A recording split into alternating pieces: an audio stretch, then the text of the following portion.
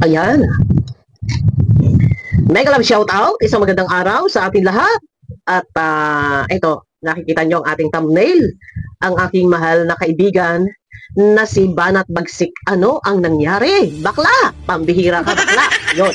Paalala muna, ito po ay tawagin natin, ang aking opinion ay tawagin nating labi sa labi. Hindi po pangil sa pangil. O ngipin sa ngipin, bagang sa bagang sa bagang. Ano po?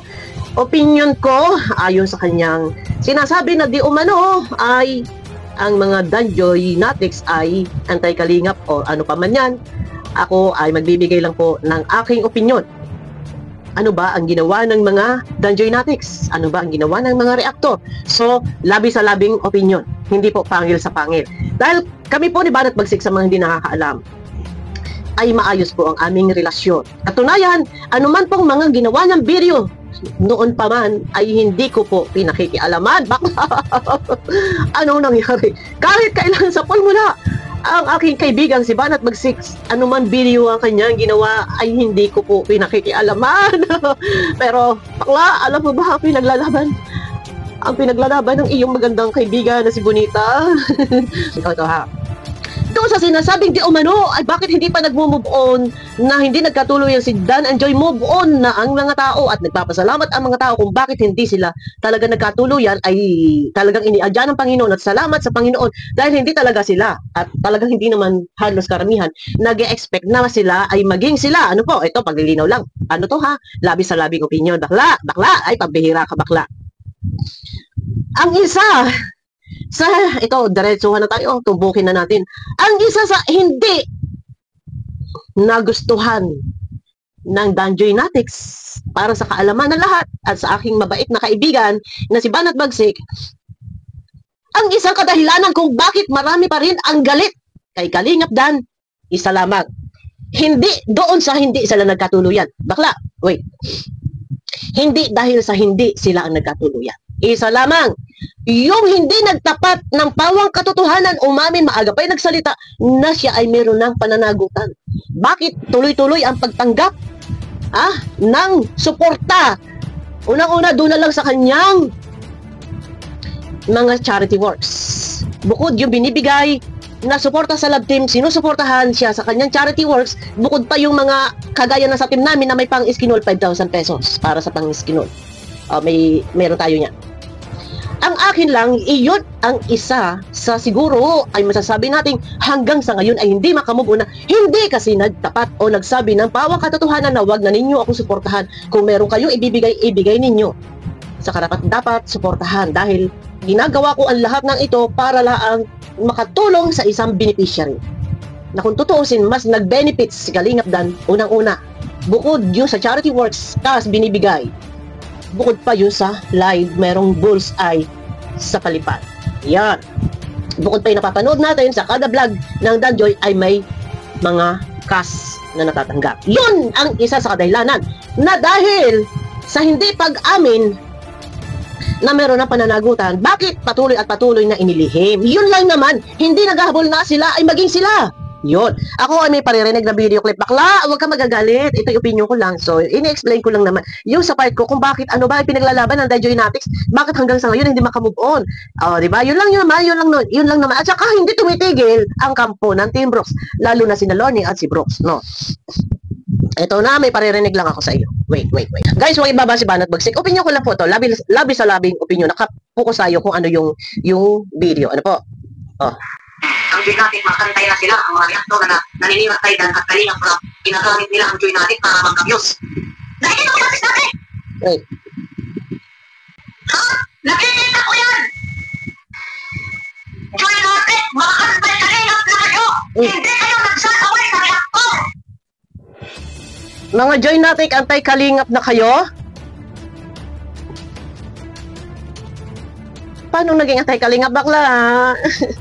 Mga Joy Natic, antay-kalingap na kayo. Hindi kayo nagsasaway sa reaktor. Parang blanco utak. Tingnan mo na. Mga Joy Natic, antay-kalingap na kayo. Hindi antay-kalingap. Kasi kung antay-kalingap yan, hindi para mag-support yan sa beneficiary ng kalingap. Ito lang sagot lang ako, bakla. I love you, bakla. Kung antay-kalingap ang Danjoy Natics, hindi para mag-support, mag-marathon, hindi para padala ng pera pang ayuda, suporta para kay Joy. Si Joy ay Kalingap, beneficiary ng Kalingap. So, paano natin masasabing sila ay anti-Kalingap? Ay, nandyan nga sila, nagmamarathon, nag-share ng mga video. And hindi ninyo sinasaway ang mga reaktor. Kahit masawayin ng mga Danjoynatics ang mga reaktor, wala man silang magagawa, bakla. Kasi channel natin to. Gagawin nating mag-reaction kung ano yung kaya nating gawing reaction, opinion na maituturing. Iyon, wait, hindi man anti-Kalingap ang Danjoynatics kasi nandiyan nga sila eh.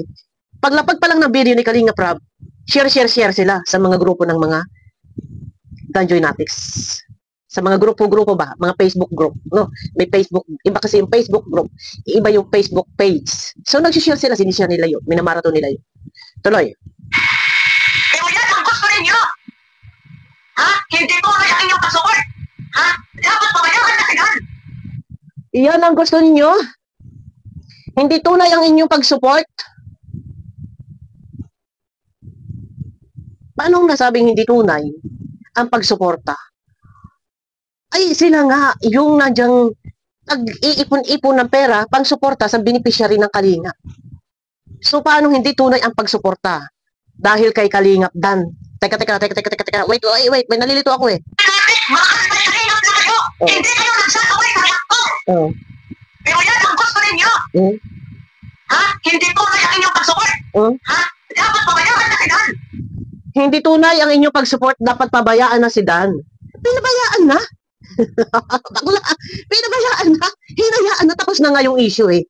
Pero bakit nagkakaroon ulit ng panibagong issue? Dahil nag-iingay si Lorne. Dapat ang Lorne ang titikom yung binig. Dahil kung hindi, nagpaparinig si Lorne nung nakarang araw na di umano'y darating ang panahon na malalaman ninyong lahat. Ang buong katotohanan na ang sasabihin ninyo ay, naku, kawawa naman si Kalingap Dan, sinalo na ang lahat. Meron pa sinasabi si Lorne na it takes two to tango. Yo, dapat naintindihan natin yun.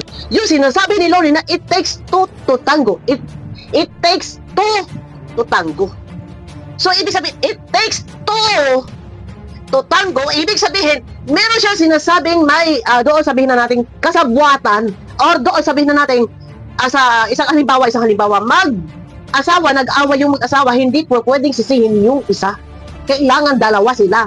Nasisir mo na, parang ganun. It takes two to tango. So, dalawang partner in crime sa madaling salita. So, doon, ang nangyari, ang sinasabi ni Lorne ay, bakit si Dan lang ang binas?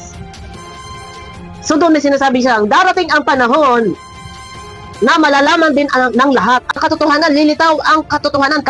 Kasi it takes two to tango. Ibig sabihin, dalawa ang dapat sisihin doon, hindi lang isa, pero napunta lahat kay Kalingap Dan ang paninisi at ang pangbabas. Na ang sabi ni Lorne, dapat hindi lang daw si Kalingap Dan ang inibas. Dapat, ayun, nakuha natin yun. Ano po? Na kaya, muli ay nahalungkay, muli ay lumabas na naman ang issue dahil sa walang tigil ang ngaw-ngaw ni Lorne. Ayan guys, umuulan, ang lakas na ulan, lagas-las sa bubong. Ano po? Sana hindi mahagip dito yung lagas-las. Ang lakas po ng ulan. Iyon, kaya muli nabuhay ang issue dahil sa walang katigil-tigil na bibig ni Lorne at meron sinasabing, kaya nga bakit napunta lahat kay Dan? Si Dan lahat ang napuruhan na bus. It takes two to tango. Yun sinasabi ha. So, kumbaga, ibig sabihin, meron daw ka-partner in crime. Ano partner in crime? Parang ganun. No, so, sino yun? Sino yung tinutukoy niya? Si Kalingap Rob ba yung tinutukoy ni Lorne? Kasi it takes two to tango. So, sino yun? Si Kalingap Rob ba o si Joy? Ang sabi nga, si Dan lang daw ang nabas. It takes two to tango. So, sino yung kasabwatan? Sino yung partner? Kumbaga, partner in crime. Sino? Si Dan ba yun? Si Rob ba yun? O si Joy. Dapat malinawan natin yun. Medyo malakas guys. Gusto ko itigil muna to. Lakas ng lagas-las. Pero naka-mini-mic naman tayo. Kaya hindi niya sagap ang lagas-las. Sana umibabaw pa rin yung boses ko ang lakas ng ulan. Wait. Ha? Hindi po kaya inyong pag-support. Ha? Dapat pabayaan na sila. Okay. Dahil nasa iba na hindi naman talaga sila sa akin si Kaya. Yes! Natutuwa nga bakla! Pambihira baga bakla! natutuwa baga bakla ang mga tao kahit man ako na hindi man sila bagat, hindi naman nag-expect ang mga tao karamihan. Ako naman noon ay nagpaalala na huwag mag-expect, pwedeng kiligin, huwag seryosohin. Hindi naman ayan din na pinaglalaban ng mga tao kung hindi yung hindi pagtatapat ng katotohanan or hindi pag-amin. Or sabihin na natin na doon lumalabas na parang gamit or gamit. Sige, tanggap. Yung pala, may pananagutan na. Iyon yun, hindi naman umaasa yung mga tao na maging sila. Ito paglilinaw ko lang sa iyo, aking mahal na kaibigan, Banat Bagsik. Paglilinaw ko lang sa iyo, ha? Dahil sila matanda na. Hindi man nga umaasa at natutuwa nga mga tao na hindi naging sila. Sabi ko nga, ulitin ko, ang ipinaglalaban lang, isa lang kasi ang tumatak sa isip ng tao. Naging markado, ano yun? Yung hindi umamin na siya ay may pananagutan na, nalilang yung tao. Ang mga tao. No? Tuloy. Pati Joy!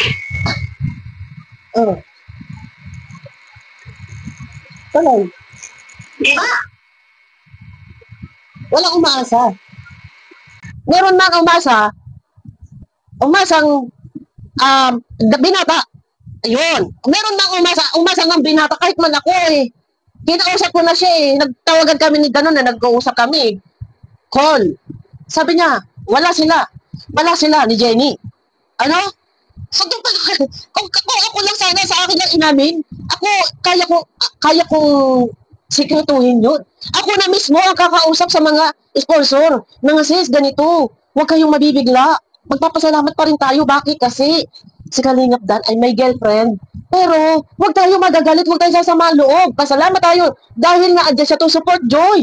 Yun, ganun yun. Ako pa ako kumbinsi pero wala talagang inamin. So, hindi naman naghahabol yung mga tao na silang dalawa ay maging sila. Nagalit lang ang mga tao, tumatak sa isip nila, naging markado yung paglilihim, hindi nagtapat for the sake of what? For the sake of views, revenue, palipad, sponsor, ano. Yun. Tuloy. Hindi lang sila nakapagsalita. Hindi lang sila nakapagsalita. Nagsalita na si Kuya Brooks na sinabi noon na si Joy ay nag-iinugali. Yung sinasabi nila, nagsalita na sila na, sabi nila ay alam ni Joy ang katotohanan. Pero may hawak akong screenshot, hindi din ako nagsasalita. Hinihintay ko lang din sila magsalita dahil kapag sila ay nagsalita, ilalabas ko ang katotohanan. Kung ano ang buong katotohanan. Yung sinisigaw ni Lorne, it takes two to tango. Baka merong madadamay. Hinihintay ko lang na sila din na magsalita dahil may hawak akong screenshot sa conversation. Ayoko lang ilabas dahil baka mag-wiretapping tayo. Pero kung kinakailangan, ilalabas natin. Lagi natin tatandaan. Meron binibigkas, it takes two to tango. So dalawa, sa madaling salita, partner in crime. Sino itong partner in crime na to? Sino sa kanila? Si Rob o si Joy? Sasabihin nila, alam daw ni Joy. Alam ni Joy. Paano tayo nakakasiguradong alam ni Joy? Ang lahat ng iyan na si Dan ay mayroong girlfriend. Kung may girlfriend si Dan at ito'y alam ni Joy, hindi para si Joy magpakasak lang doon sa balikat. Teka muna. Ito, medyo, pasensya na kayo pag ako nag-reaction, ganito talaga ako. Hindi para si Joy magganon sa kamay. Alam ni Joy kung saan ang limitasyon. Kung nakita mo natin na si Joy ay sumobra, nakasakulang sa balikat, yung picture na yung nilabas ni Nel at saka yung nakaganon sa kamay. Kung alam ni Joy na si Dan ay meron ng girlfriend, lulugar siya sa dapat kalugaran. Papapil siya sa dapat papilan. Wala siyang alam. Naririnig natin? Sa vlog? Sabi nga nila, no choice. Ano man ang sabihin, no choice. Tuloy tayo. Kung alam ba talaga ni Joy, nalawa sila ni Dan nagkakabuatan. Kung pwede lang ako maglabas ng screenshot talaga. Ang linaw doon sa conversation. Meron sinasabi. Naku, Diyos ko. Ayoko ilabas talaga to eh. Ito yung alas ko eh. Ayoko ilabas eh. Pero maghihintay muna ako ng tamang panahon. Kasi hintayin ko na sila yung maglabas. Kapag naglabas sila ng sapat na ebidensya Maglabas sila ng isang salita na ganito ganon, babagsakan ko sila. Na doon lumilitaw. Doon lumilitaw yung salitang it takes two to tango. Sa mga hindi nakakala, pag sinabi po it takes two to tango, kagaya nga po na sinasabi ni Lorne, na bakit si Dan lang yung nabas? It takes two to tango. Ibig sabihin, meron siya doon, ibig sabihin po noon, meron siya sinasabi doon na may kasabwatan yun. Or merong partner doon sa setup na yun. Ibig sabihin, dapat hindi lang si Dan ang mababas dahil meron isang kasabwat or meron kung sino man yung kasabwat. Ang tanong nga po, sino ba ang kasabwat? Si Joy o si Kalinga Prab? Kasi hindi pinapangalanan ni Lorne, pangalanan ninyo. Pangalanan nyo, Lorne. Yan sinasabi mong yan, na it takes two to tango. No? Tuloy-tuloy. Ha? Dalawa sila ni Joy ng kasabwatan? Nakita nila ang sponsor? Bakla? Ano ba? Ha? Pinabalikan niyo ang sitwasyon sa sarili niyo. Si Opo sa kandidat ang nakasabwatan. Bakla! Babalik na rin daw ang sitwasyon kung si Jenny ba? Teka. Si Jenny ba o si Dan na nagsabwatan? Dalawa sila ni Joy ng kasabwatan? Nakita nila ang sponsor? Ha? Pinabalikan niyo ang sitwasyon sa sarili niyo. Si Opo sa kandidat ang nakasabwatan. Ayun, babalik na rin nyo ang sitwasyon. Si Oko at si Dan ang nagkasabwatan. 18 months na sila, bakla. Alam mo ba, yung gourmet, sa kanila yun ni Jenny. Ibig sabihin, alam ni Jenny yan. Sabi nga ni Kalingap, ni Jomar, si Jenny, nag-support sa love team ng Dan Joy. So, ibig sabihin, alam ni Jenny yun. Alam ni Jenny yung love team. Ito nga kasagsaga sila na nga buntis na nga, 6 months na. Tapos may Dan Joy, 18 months na nga sila magkakilala. So, ibig sabihin, panahon pa ng Medet. So, ibig sabihin, alam ni Jenny yun. So, hindi ko naman sinasabi kasabwatan si Jenny. Ibig sabihin, alam ni Jenny na si Dan ay may kalab team habang siya ay buntis. So, ibig sabihin doon, alam niya yun. Alam niya yun. So, ano, yung ba ay may tuturing nating naging kasabwatan din si Jenny doon? Maaaring gano'n na nga. Alam niya. Teka. Dahil sa kanya, lalaman pa na may pera naman si Opo. Dahil kasosyo pa na si Jenny Opo sa yung ano na yan, ALM. Dahil pala sila nagkakakilala.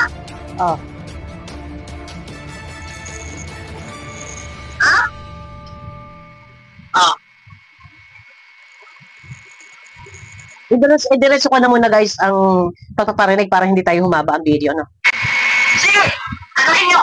Dahil yung hindi nakakabukot ako, magbukot ko, hindi ko makalamanin dito si hindi ko makalamanin si Joy. Ayun, sige, anuhin nyo. Tapos yung, siya raw hindi raw niya kakalabanin dito si Joy, wait. Pero kung ano ang ating nalaman, kapag ako ipas nyo, malalakay si Joy. Teka muna, bakit naman nadamay si Joy? Beneficiary ng Kalingap, di ba? Sabi nga ni Kalingap raw. Protektahan ang beneficiary ng Kalingap. Bakla! Ay, pambira, bakla baga. Wag naman damay si Joy.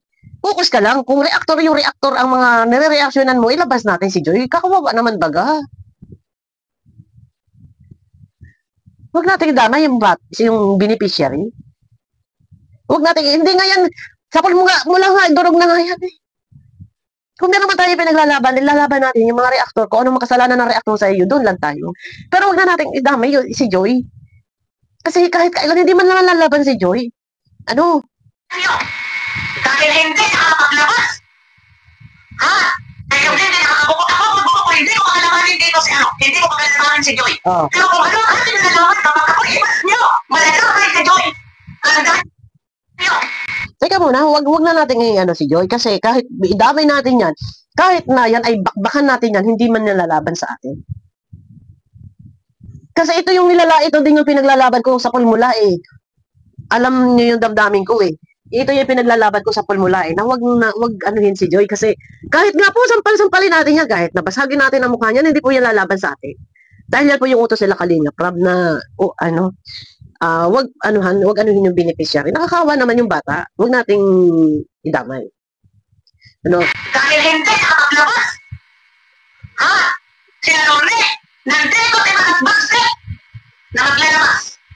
Yun. Kung hindi man daw mailabas ni Lalone, ano man yung dapat ilabas, andyan daw si Banat Bagsi. Ay, kung ganun, pwede man, baga. Kung meron nang hindi kaya ilabas ni Lalone, sige lang, gulang. Pero nanghihinayang lang ako, bakla, kasi gusto ko na yakapin ka lahat ng mga Danjoynatics. Kung sa ngalan lang ng pag-reaksyon, opinion mo yan, nire-respeto ko naman yun, nire-respeto ko. Kaya lang, ang akin lang dito, wag na lang idamay si Joy. So ngayon, kung hindi man mailabas ni Lalone, ano mo yung dapat ilabas, at ikaw ang maglalabas, so doon, dito malinaw na ikaw ay panig kila Dan. At kay Jenny, sa madaling salita, irerespeto at igagalang ko yun. Hindi kita pakikialaman doon kasi kanya-kanya tayo ng kaisipan, kanya-kanya tayo ng damdamin. No, opinion mo yan. Ang tanong ko, for what? Bakit ikaw ang maglalabas? So, sino ba yung talagang kalaban natin dito? Sino ba talaga yung kalaban mo dito? Reactor? Mga Danjoynatics? So, ang tanong, teka muna, may tanong lang din ako, inano ka ng Danjoynatics? Inano ka ng Reactor? Inano ka ni Joy? Para gawin mo yung mga bagay na ito. Na kung hindi ilalabas ni Lorne, ikaw ang maglalabas. So, dito, ikaw ang magiging defender nila Kalingap Dan. So, sa madaling salita, against ka na sa kay Dan Joy. So, papasok ka, against ka na kay Joy. So, papasok ka dito kay Nalorne, kila Dan, para ilabas kung ano man yung dapat ilabas na hindi ito mailabas ni Nalorne. Dito sa iyong planong ito, kung sakali lang, ang masasagasaan mo dito, ang beneficiary ng Kalingap, ang Kalingap Angels na si Joy. Hindi ang mga Danjoynatics. Hindi ang mga reactor. Sabi mo nga, kung ibabas ka, madadamay si Joy. Ay, teka muna, mali naman yung bakla. At ang nilirap to. Hindi ko si Manat Bagsi na maglalabas. Sige, ibas niyo ako. Mag-consult kayo sa akin. Wala akong pakialam. Magulo kayo. Magulo kayo. Hindi ko na itatapos yan, guys. Basta ang opinion ko lang, ang akin naman, sabi ko nga sa iyo. Ano ang kasalanan ni Joy para madamay? Kung ikaw man binabas ng Danjoynatics, ay madadamay si Joy, ano ang kasalanan? Bakit nadamay si Joy? So, kung nababas ka ng Danjoynatics, so, focus, Danjoynatics yung re-respakan. Yung opinion ko lang to, bakla! Pambihira ka naman. Ano ba ito? Kung nababas ka ng Danjoynatics, ibabas ka ng Danjoynatics, so madadamay si Joy. Ay, teka muna, hindi ba si Joy ang ano lang, Danjoynatics, yung titirahin mo, yung titirahin natin. Yun, no, pag ibabas ka nila, yung mga ganun tipo, Danjoynatics yung haharapin mo, yun. At ilalabas na si Joy. Kasi kung magtatanggol ka, dito kay Dan, magiging defender ka, may nabanggit ka dito na magiging defender ka ni Kalingap Dan or ni Jenny. And dito naman ay masasagasaan mo si Joy.